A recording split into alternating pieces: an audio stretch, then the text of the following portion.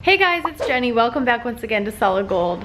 Now, in typical Central Florida summer fashion, we are kind of in between two thunderstorms right now, so I'm gonna try to make this video in between the thunderstorms and see how far we can get. That's Florida for you. But I really wanted to give you guys as up-to-date a video update on the fish room here as possible, so I'm filming this and editing and uploading all on the same day. So yeah, this video may be out a little bit late, but check it out. So let's take a look at the progress that's been happening this week, and oh my gosh, there is so much that's been happening out here in the fish room. Where do I even start? If you're not already following me on Facebook, Instagram, and Snapchat, you really should be doing that because I'm doing almost daily updates on the progress here in the fish room. So in addition to these weekly updates that you guys are getting here on my YouTube channel, I'm also doing little mini updates almost every day, certainly every day that progress is being made out here in the fish room on all of my social media accounts. So definitely follow me on there too so you don't miss anything. As you can see, there is now drywall on almost all of the walls. This entire wall, the back wall, and this whole side wall except for a little bit at the edge there because there's still some plumbing that needs to go behind the walls there, so that'll probably be done this week, and then that wall finished off. And also this whole wall is still fairly empty. It's because that roll-up door up there has been in the way and we didn't want to remove it too soon, so we've just been working around it up until now. But tomorrow you're going down, roll-up door. It's coming down tomorrow and they're gonna finish framing out the wall that roll-up door was on and frame in where the new door is gonna be. As I told you guys in last week's video, that's going to be an 8-foot sliding glass door. The windows and doors still have not arrived. We ordered them last Friday and it takes about 2 weeks for them to get here. So everything that's going on here in the fish room up to, you know, the point where you add the windows and the door is going to be done actually pretty well before the windows and door arrive. So there's going to be a little bit of downtime in between where not a whole lot can really happen out here except for maybe painting, I guess. But that's okay because I would rather do things slow anyways to make sure that everything is done right than kind of rush to the finish line and try to get it all done as quickly as possible. Also, my fish are very well set up in their outdoor temporary tub where they are now, and they're happy and healthy in there, so there's not a huge rush, you know, to get them moved back in here ASAP or anything like that. Something I forgot to mention in last week's video is that I have this baseboard that's about 5.5 inches tall, and that is not wood, although it does have a wood grain, so it kind of looks like wood, but it's actually cement board, and I wanted to do that so that I would have some kind of buffer in case I were to have an aquarium break or leak or, you know, overflow, because I mean, with how many aquariums are going out here, it's very, very likely that that will happen at some point. So we have this barrier, and the cement board is perfectly okay to get wet without getting damaged at all. So that is the first 5.5 inches or so, and then the drywall actually doesn't start until above that. And behind here there are 2 footer boards of 2x4s stacked on top of each other. So that's about 4 inches behind there that can also get wet because that was treated wood. Last time you could see that some of the outlets were roughed in. They just look like this one here. But now they are all completely put in and covered in drywall. And then actually on the back wall here, some of them have actually been taped and mudded around for a more finished look, and then of course the plastic outlet cover is going to go on over that once everything is fully finished and painted and ready for that. Originally I just had one outlet here in the middle of the back wall, but because I'm doing that huge 2,300 gallon aquarium, which all the filtration for it is going to live back here in this area, we added a second outlet, and that one has a higher voltage so it can run more heavy duty pumps and equipment. The other new thing that has happened out here is I have a window. Well, sort of. The window is fully roughed in where it's gonna go, but we just haven't cut out the metal sheeting that's behind it yet because we don't have the actual window in hand yet to be able to install it, and it's easier to just leave that metal sheet on there for now and then cut it out once we get the window, so that in the meantime there's not this big gaping hole in the middle of my wall. But that's where the back window is going to go. I opted for keeping the peak of the ceiling because so many aquariums are going to be crammed into this room that having a peaked ceiling is really gonna help make the space look a lot bigger, even though it's gonna be full of so much stuff. And that will be much needed. I mean, can you imagine if we did a flat ceiling, how low it would be? It'd be like there, flat all the way across, and it would just make this whole space look so much smaller. So I'm really glad that we did that. Yesterday, my crew spent almost the entire day putting up these 1x4 boards on the ceiling. So they were attaching them to the metal rafters that were already on the building. The metal rafters themselves weren't enough to hang the drywall on, so they had to attach these 1x4 wooden beams on the entire ceiling. And I mean, if you've ever done heavy duty work overhead, you know how difficult and time consuming that is. So I am in awe that they were able to do all of that in one day. So they got all the boards up and all the insulation up on the ceiling in one day. And then today they came back and they got all of the drywall up on the ceiling, except for this one little area here that's right above the roll-up door. If they would have put sheetrock up there, they probably would have damaged it when they took the roll-up door down. So tomorrow they're taking that door down and putting up the rest of the sheetrock on the ceiling. But oh my gosh, this is such a huge change compared to how the building was when we first started this project. It's amazing that it's even the same space, isn't it? Another thing that has happened since the last update video is, I told you guys originally that I was going to put the water heater there in the corner, and once the window was roughed in, I realized that the water heater was going to restrict a large part of the view of the window, so I decided to just move it from there to over here. Today this wall is completely finished off, and you can see the pipes sticking out of the wall here where the water heater is going to connect to. We've got a hot water pipe and a cold water pipe, and then the electrical box that will give power to the water heater, that's already in there. The pipes go down to near the floor, and then they travel the length of the wall all the way down to this front corner where the main water hookup is. And then from there, they're going to run more pipes around this corner here because the sink is going to be right about here. I also have an upgraded electrical panel. The electrical panel that I had before was a little small, well, quite a bit smaller than this one, and was not going to provide enough power. And once my crew understood exactly how many aquariums I was putting in here and how much power all the pumps and other equipment for those aquariums that they would draw, they realized that I needed a bigger electrical panel. So I got that yesterday. I am just like, every day when I come out here, amazed by how much different and how much better this space looks and how much of an improvement, a huge improvement, this is gonna be as a fish room. I mean, this is, you guys, this is gonna be an actual real fish room now instead of just a shed that I was keeping my fish in. It's gonna be so much better, and it's all thanks to you guys. I'm just so grateful. Everything is going to be taped and mudded, which has already been started over here. Just today they started on the taping and mudding, and that just means that they're covering the seams where one piece of drywall meets the other. And the cool thing about these pieces of drywall is they're kind of indented on the seams.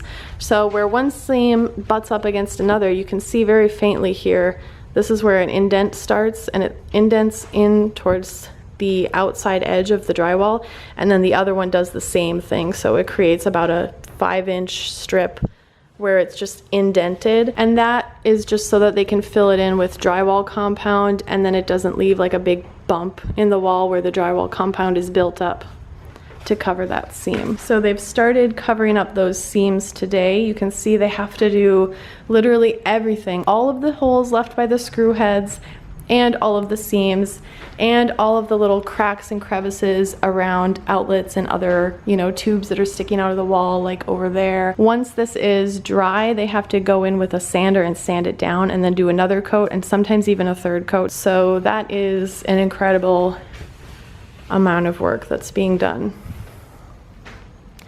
And it has to be done on all the walls and the ceiling. I do think I'm gonna end up going with a light texture on the ceiling. That way they'll only have to do 2 coats of the mudding instead of 3. And it allows you to be a little bit less precise with the taping and mudding if you have a slight texture on there to kind of hide any abnormalities or imperfections. I don't want to do that for the walls. I do want the walls to be nice and flat and finished and just, you know, plain, no texture. But the ceiling is less important, obviously, because it's so much farther away. And also, I kind of want to save a little bit of work for my crew because, yeah, mudding is a lot of work. You can see also the boxes for the light fixtures are all in on the ceiling. There's going to be 4 main light fixtures for the room. There's one in each kind of quarter area of the roof. So there's one here, one overhead right there, and then one over here, and one over there. Those are gonna be big LED shop light type panel things. And then I have 3 electrical boxes kind of in a row right in the peak of the ceiling, and those are going to be hanging pendant lights over the huge 2,300 gallon tank in the middle of the room. And then when you come outside, there's going to be a few outdoor lights added to the building as well. Especially this corner back here is just like pitch black when you come outside at night, and it's kind of scary. So we are adding, there's already a light here, it's too low, it really just shines right in your eyes when you come out here at night. So we're moving it up just a little bit and then adding a light. You can see the wires sticking out for it right here. That's where the second light on this side is going to go. And then on the front of the building, there's going to be 1 light on either side of the sliding glass door. All 4 of those outdoor lights are going to be controlled on 1 switch, and they're also going to be motion activated. This right here is the box that's going to house all 3 of the light switches. One of them is going to be for the outdoor lights. Another one's going to be for the 4 main overhead lights in this room. And then the third one is going to be for those 3 lights right over the 2,300 gallon tank right there. And those 3 lights are also going to be on a timer so that I don't have to come out here on a set schedule every morning and night to turn on and off the lights. None of the aquariums on the racks are going to have lights on a hardwired switch, but all of them are going to have probably their own individual lights over each tank.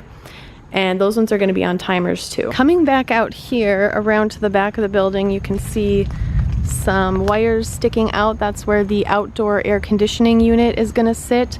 We're going to pour just a small concrete pad right here for it to sit on.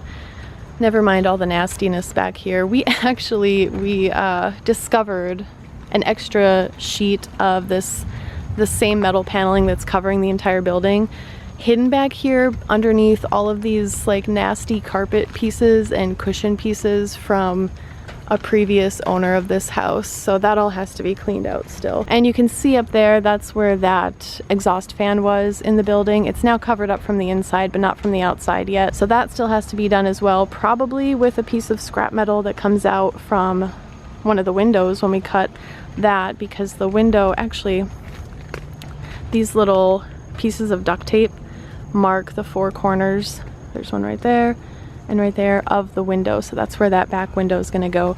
And the piece of metal that we take out of the wall for there can just go to cover up that fan back there. Oh my gosh, I almost forgot. Okay, so I come out here and I see this room every single day, but you guys probably haven't seen this unless you're following me on Facebook, Instagram, and Snapchat, where I'm doing almost daily updates of the fish room progress. You probably haven't seen this area since last week, but I see it every day, so I sometimes forget the things that have been happening. But there used to be a door right there. There totally was a door right there, and we decided to remove it because I needed the space. I needed the wall space actually for cabinets and storage here in the fish room, and it didn't make sense anymore to have a door there when we were putting in a sliding glass door here. It didn't make sense to have a second door right there, especially when the space was needed for other things. So they completely framed in that wall, going right over the door opening, and put in the insulation and drywall just like they did on all the other walls. And thankfully we found this extra piece of metal back there behind the shed, because it fit perfectly, well, almost perfectly, right here where that door opening used to be. They had to cover a little bit of the seam there with duct tape because it wasn't quite long enough, but that's where the door used to be, and it is no more. No, it's just leaning there against the building. So because I chose to keep the ceiling more open and maintain the peak that it has instead of just finishing it flat across, we have this middle rafter beam that is exposed. There also was one back on that wall too, but it got covered up by the drywall, and the one over here will be covered up by the drywall too. You can still see it behind the roll-up door, but that'll be covered up, that'll be behind the wall. And the option was there with this one in the middle to kind of frame it in with drywall so that it looked like a finished mini wall up there, but I just thought that was silly. I wanted to leave it open like that so you could still see through it. It is pretty dirty though, so I'm gonna have to get up there with some denatured alcohol and clean it. And once I get it all nice and clean, I'm gonna hit it with a couple coats of self-etching primer, because this rafter beam is gonna be painted black to match the ceiling. So everything in the ceiling is just gonna kind of blend together and hopefully disappear and not be that noticeable. I wanted to show you guys how my fish are doing before I go inside, so let's go take a look.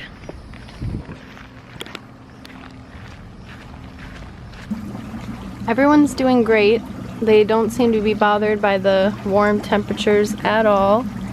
In fact, I'm sure they're loving the natural sunlight they're getting. I haven't had any more losses at all, and everybody looks super, super healthy and good. Here's the fry. Everyone's been asking for an update on the fry too. I want to spread them out a little bit more into more of these floating baskets. I want to keep them separate from, oh, they're so cute, they're pecking my hands. I want to keep them separate from the adult goldfish for a little while longer yet, because I'm feeding the babies something different than I'm feeding the adults. And if I just put their food in, you know, if they were all in here together and I put the baby's food in here, it would get eaten by the adults, and I don't want that to happen. So, but they are getting a little bigger now, so I do want to separate them. I have more of these floating baskets, so I'll just separate them into smaller groups so each one can have more space. But as you can see, they are changing colors. Like there's a couple of them here that are red and black right now, which is really cool. Look at how awesome that looks. Oh, they're so cute.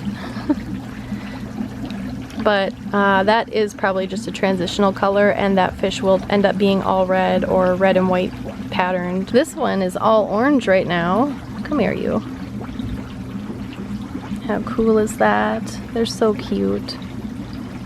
They are so cute. So everyone is doing really well out here, which I'm very happy about. Look at how feisty they are. He's like, don't pick me up.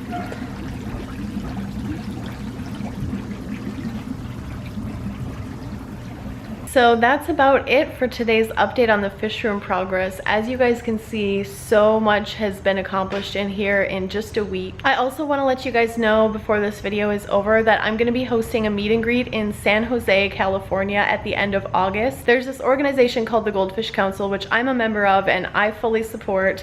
It's kind of an international community of goldfish hobbyists and enthusiasts, and they're putting on this show in San Jose at the end of August called the West Coast Goldfish Palooza, and I'm really excited to be partnering with them to do a meet and greet there at the event. So I'm really hoping that a whole bunch of you guys are going to turn out for this. It's so important to show up and show your support at events like this if you're interested in the goldfish hobby, because it helps more events like this to be able to happen. It's going to be an awesome event, you guys. Okay, I'm going to be there hosting meet and greets, so we'll get to meet each other in person. It'll be awesome. There's going to be all kinds of really great goldfish available for purchase at the event. If you want to, you can also sign up to bring your fish to show and compete with other goldfish to see which one is the best according to the variety standards. There's going to be a little bit of competition going on. There's going to be fish to buy. There's going to be all kinds of different educational speakers as well. There's different ones planned throughout the event, and it's going to be a really good time. So there will be a link in the description section below for more information about how you can attend that event. And if you're anywhere at all in the area, I really hope to meet you and see you there. But now it's looking like the rain is going to start up again, so I'm going to get back inside here before I get poured on. Thanks for watching, guys. Make sure you subscribe and hit that bell button so you can be notified every time I make a new video. And until next time, stay gold. So